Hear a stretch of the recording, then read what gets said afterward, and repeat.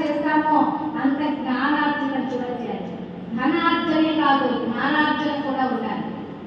అందుకే భగవంతుడు చెప్తున్నాడు, కర్మ చేసేటువంటి వాడు ఏ విధంగా అయితే కర్మ చేస్తూ ఉన్నారో, కర్మ సన్యాసం చేసేవాళ్ళు లేదా నిష్కామ కర్మ చేసేవాళ్ళు కూడా అంతమంది చేస్తున్నారు. నిష్కామ కర్మ కర్మ చేస్తుండాలి, నిష్కామ కర్మగా ఉండాలి. కర్మ చేస్తుండాలి, ఫలాన్ని విష పరమాత్మలో వదిలేశారు. కానీ కర్మ సన్యాసం మాత్రం చేయకూడదు అంటున్నారు. చాలా మంది అనుకుంటారు, అమ్మో భగవద్గీత వింటే విరక్తి అయిపోతామో, విరాగ్యం వచ్చేస్తుందేమో, వైరాగ్యం వచ్చేస్తారేమో, ఇల్లు వదిలి వెళ్ళిపోతారేమో, సంసారం వదిలి వెళ్ళిపోతారేమో అని.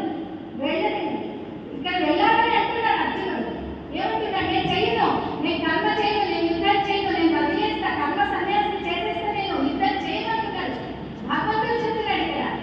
అంటే మానవ